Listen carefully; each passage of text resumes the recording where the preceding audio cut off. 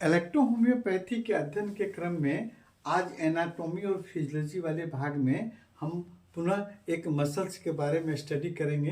कौन सा muscles? Gluteus muscles, है ना, और हैमस्ट्रिंग मसल्स। दो मसल्स के बारे में हम स्टडी करेंगे। चलिए शुरू करते हैं। Gluteus muscles.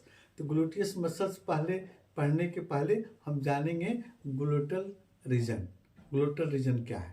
यह फ्यूमर बोन की, देखिए आपको फिगर जो है इसमें हम छुपा हुआ है मसल्स के पीछे, फ्यूमर बोन के हेड के पास वाली और पेल्विक रीजन, है ना, पेल्विक रीजन के आपको पीछे वाला भाग जो है आपको ग्लूटल रीजन कहलाता है। और इस पर जो मसल्स लगे रहेंगे उस मसल को ग्लूटियस मसल्स के नाम से जानते हैं। इसमें ग्लूटियस मसल्स में आपको इसमें तीन भाग होते हैं, है ना। कौन कौन? ग्लूटियस मैक्सिमस, ग्लूटियस आपको मीडियस और ग्लूटियस आपको मिनिमस, है ना। ये तीन भाग आपको होते हैं ग्लूटियस मसल्स के। और ग्लूटियस मसल्स में सबसे मेजर आपका हिस्सा जो है ग्लूटियस आपको मैक्सिमस, है ना। ये जो हमारे शरीर में 6 से 50 मसल्स जो पाए जाते हैं उसमें सबसे मजबूत, है ना, चौड़ी मोटी मांसपेशी होती है ना।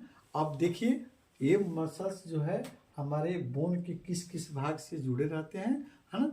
ये मसल जो है हमारे आपको इलियक रीजन, इलियक के भाग से, और साथ में सैक्रम, है ना, सैक्रम वाले भाग में, और फिर पेल्विस के पीछे, पेल्विक एरिया के पीछे आपको नितंब पर के ऊपरी भाग पर ये फैला रहता है मसल्स, है ना।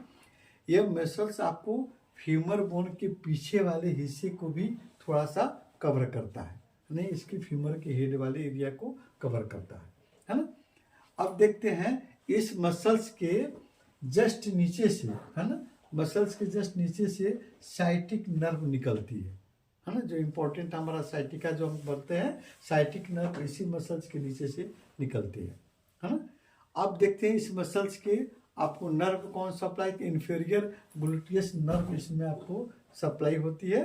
और यह हमारे शरीर के निचले भाग के गति करने में ये मसल्स हमको मदद करता है, हाँ। और बैठने में, उठने में, सीढ़ी चढ़ने में, पैर को रोटेट करने में, जांघ को रोटेट करने में, घुमाने फिराने में भी ये मसल्स आपको मदद करता है। कौन? Gluteus muscles. ठीक है।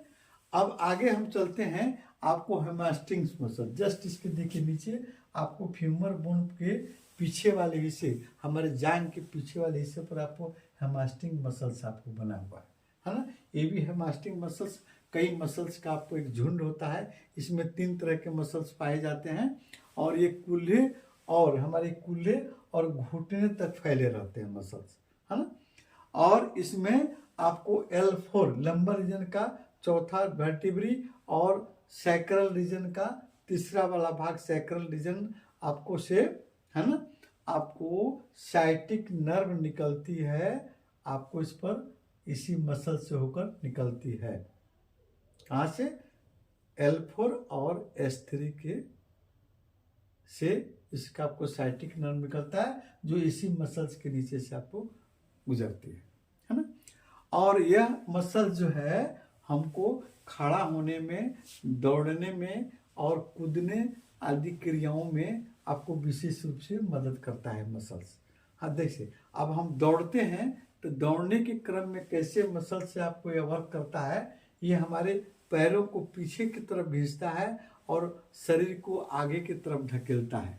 ये मसल्स हमारी जांघ के पीछे की मसल जो है, जिसको हम हैमस्ट्रिंग्स मसल्स कहते हैं, वो हमारे दौड़ने के क्रम में ये मसल्स जो है हमारे पैरों को पीछे की तरफ खींचता है, हमारे शरीर को आगे की तरफ ढकेलता है ना। अब देखिए, इस मसल्स में अगर पेन हो जाता है या ग्लूटियस मसल्स में पेन हो जाता है तो कैसे हम इलेक्ट्रोहोम्योपैथिक औषधियों का प्रयोग करेंगे?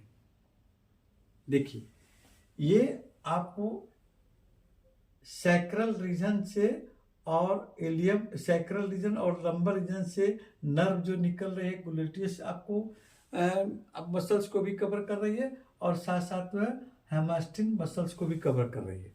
तो यहाँ पर केवल हम L4 और S सैक्रल रीजन और लंबर रीजन पर, है ना, अगर लो पोलैरिटी के हिसाब से RE और YE का हम प्रयोग अगर करते हैं एक्सटर्नल, तो ग्लूटियस मसल्स का भी पेन जाएगा और हैमस्ट्रिंग मसल्स का भी पेन आपको खत्म होगा।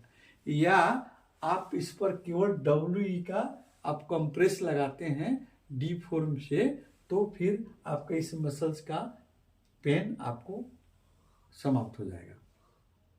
अगर इससे भी नहीं जाता है तो फिर इंजेक्शन नंबर 29 का प्रयोग आप करके इस मसल्स के पेन को आप दूर कर सकते हैं।